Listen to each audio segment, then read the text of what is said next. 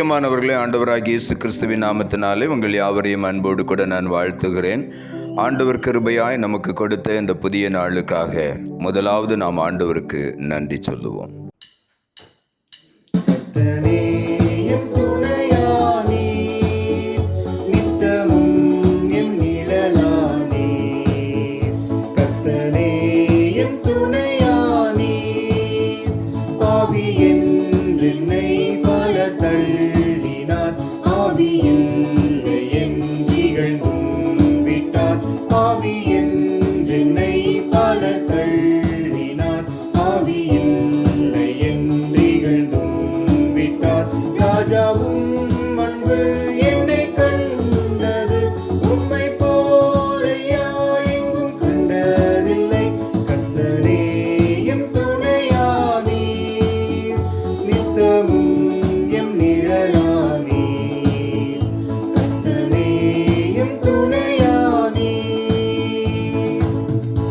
இந்த நாளுக்கென்று ஆண்டவர் கொடுக்கிற ஒரு வார்த்தை ஏசாயா தீர்க்க தரிசன புஸ்தகம் 50வது அதிகாரம் 7வது வசனம். ஏசாயா 50:7.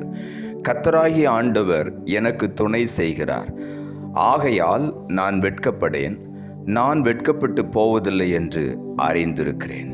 இந்த காலை வேளையில் ஆண்டவருடைய வார்த்தை சொல்லுகிறது, நான் வெட்கப்பட்டு போவதில்லை என்று அறிந்திருக்கிறேன். இந்த தேவனை அறிகிற அறிவு நமக்கு வேண்டும். ஆண்டவருடைய வார்த்தை என்ன சொல்லுகிறது? அவர் எனக்கு துணை செய்கிறார். கர்த்தராகிய ஆண்டவர் எனக்கு துணை செய்கிறார், ஆகையால் நான் வெட்கப்படேன். அவர் எப்பொழுதும் எனக்கு துணையா இருக்கிறபடியினாலே ஒரு நாளும் நான் வெட்கப்பட விடமாட்டார் என்கிற உறுதி நமக்கு இருக்கும் பொழுது ஒரு நாளும் நாம் வெட்கப்பட்டு போவதில்லை.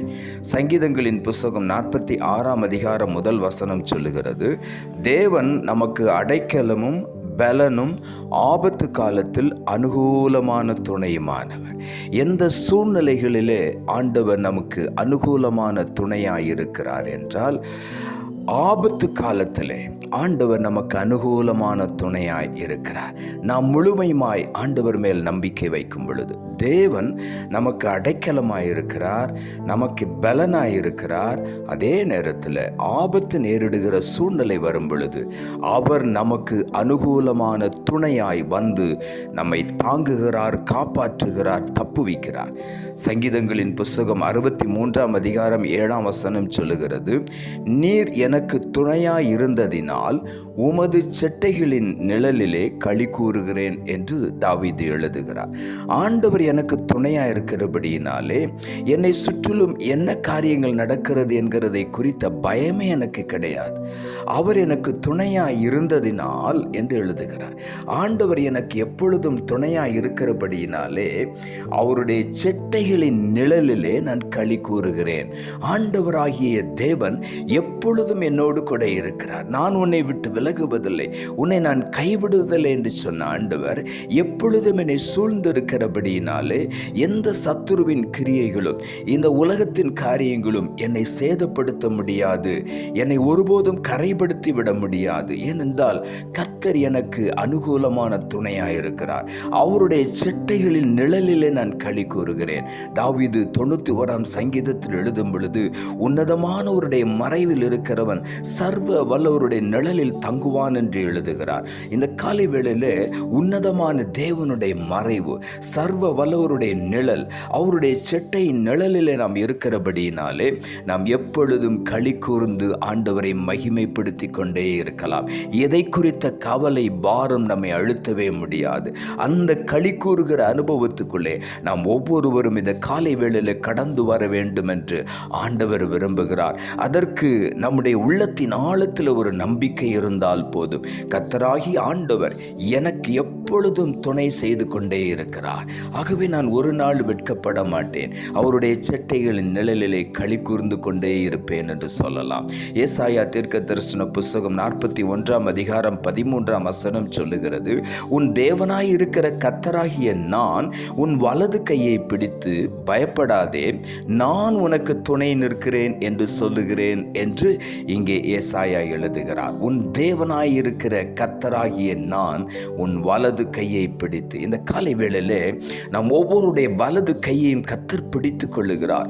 அவர் பிடித்து சொல்லுகிறார், பயப்படாதே, நான் உனக்கு துணை நிற்கிறேன். இந்த காலை வேளையிலே இந்த வார்த்தையை கேட்டுக்கொண்டிருக்கிற ஒவ்வொருவருடைய வலது கரத்தையும் கர்த்தர் பிடித்து கொள்ளுகிறார். அவர் சொல்லுகிறார், நீ பயப்படாதே, நான் உனக்கு துணையாயிருக்கிறேன். இந்த காலை வேளையில நான் உற்சாகப்படுவோம். யோவேல் தீர்க்கதரிசன புஸ்தகம் 2ஆம் அதிகாரம் 26வது வசனம் சொல்லுகிறது, நீங்கள் சம்பூர்ணமாக சாப்பிட்டு திருப்தி அடைந்து உங்களை அதிசயமாய் நடத்தி வந்த உங்கள் தேவனாகிய கர்த்தருடைய நாமத்தை துதிப்பீர்கள். என் ஜனங்கள் ஒருபோதும் வெட்கப்பட்டு போவதில்லை. இந்த காலை வேளையில் ஆண்டவர் சொல்லுகிறார், என் ஜனங்கள் ஒருபோதும் வெட்கப்பட நான் விடவே மாட்டேன். ஆண்டவர் எனக்கு துணையாயிருக்கிறார், நான் வெட்கப்பட மாட்டேன். ஆண்டவர் சொல்லுகிறார், ஆகவே நான் உங்களுக்கு துணையாயிருக்கிறபடியினாலே, என்னுடைய செட்டையின் நிழல் உங்கள் மேல் இருக்கிறபடியினாலே, நீங்கள் சம்பூர்ணமாக சாப்பிட்டு திருப்தி அடைந்து உங்களை அதிசயமாய் நடத்தி கொண்டிருக்கிற உங்கள் தேவனாகிய கர்த்தருடைய நாமத்தை துதிப்பீர்கள். நாம் எப்பொழுதும் ஆண்டவரை துதித்து கொண்டே இருப்போம். எதற்காக? என்னை அதிசயமாய் நடத்தி கொண்டு வந்தீரே, என்னை அதிசயமாய் நடத்தி கொண்டிருக்கிறீரே என்று சொல்லி ஆண்டவரை துதிக்க துதிக்க இன்னும் அதிகமாய் அவருடைய கிருபை நமக்குள்ளே பெருகும். நமக்குள்ளே அவருடைய கிருபை நம்மை பலப்படுத்தி கொண்டே இருக்கும். அவர் சொல்லுகிறார், என் ஜனங்கள் ஒருபோதும் வெட்கப்பட்டு போவதில்லை. இந்த காலை வேளையில நான் உற்சாகப்பட்டு ஆண்டவரை மகிமைப்படுத்தும். நான் ஒவ்வொருவரையும் பார்த்து ஆண்டவர் சொல்லுகிறார், என் ஜனங்கள் ஒருபோதும் வெட்கப்பட்டு போவதில்லை, நான் வெட்கப்பட்டு போக விடவே மாட்டேன் என்று சொல்லி ஆண்டவர் சொல்லுகிறார். ஏனென்றால் நான் அவர்களுக்கு துணையாயிருப்பேன். இந்த காலை வேளையில உள்ளத்தின் ஆழத்திலிருந்து ஆண்டவருக்கு நாம் நன்றி சொல்லுவோம். எதை குறித்தும் பயப்பட வேண்டாம், சூழ்நிலையை குறித்து பயப்பட வேண்டாம். சூழ்நிலைகள் எல்லாம் நமக்கு விரோதமாயிருந்தாலும் கர்த்தர் நமக்கு துணையாயிருந்து நம்முடைய கொம்பை காண்டாமிருகத்தின் கொம்பை போல உயர்த்தி மேன்மைப்படுத்துவார். உற்சாகமாய் காணப்படுவோம். நாம் ஜெபிப்போம். அன்புள்ள ஆண்டவரை, கிருபையா நீர் கொடுத்த இந்த புதிய நாளுக்காய் மறுபடியும் உமக்கு நன்றி செலுத்துகிறோம். ஆண்டவர் கொடுத்த ஜீவனுள்ள வார்த்தைக்காக நன்றி. கர்த்தராகி ஆண்டவர் எனக்கு துணை செய்கிறார், ஆகையால் நான் வெட்கப்படேன், நான் வெட்கப்பட்டு போவதில்லை என்று அறிந்திருக்கிறேன் என்ற வார்த்தையை கொடுத்தீர். வசனத்தை கேட்டுக்கொண்டிருக்கிற ஒவ்வொருடைய வாழ்க்கையிலும் இதுவரையிலும் பலவிதமான வெட்கத்தின் வழியிலே கடந்து வந்திருக்கலாம், வெட்கப்பட்ட சூழ்நிலைகளை தாண்டி வந்திருக்கலாம். இந்த காலை வேளையில அப்படிப்பட்ட சூழ்நிலைகளை நினைத்து கூட ஒருவேளை பய உணர்வோடு உட்கார்ந்திருக்கிற ஒவ்வொருவரையும் பார்த்து நீ சொல்லுகிறேன், நான் உனக்கு துணையாயிருக்கிறேன். என்னுடைய செட்டை நிழலுக்குள் உன்னை மறைத்து உன்னை கழிகூற பண்ணுவேன். நீ சம்பூர்ணமாய் சாப்பிட்டு திருப்தி அடைந்து உன்னை அதிசயமாய் நடத்தி வந்த தேவனை, நடத்தி கொண்டிருக்கிற தேவனை, இனிமேலும் நடத்த போகிற தேவனை நீ துதித்து கொண்டே இரு என்று எங்கள் ஒவ்வொருவரையும் பார்த்து நீ சொல்லிக் கொண்டிருக்கிறபடியினால் உமக்கு நன்றி. தாழ்த்தி முட கரத்தில் ஒப்பு கொடுக்கிறோம். இரட்சகர் இயேசுவின் நாமத்தில் ஜெபிக்கிறோம் நல்ல பிதாவே, ஆமென்.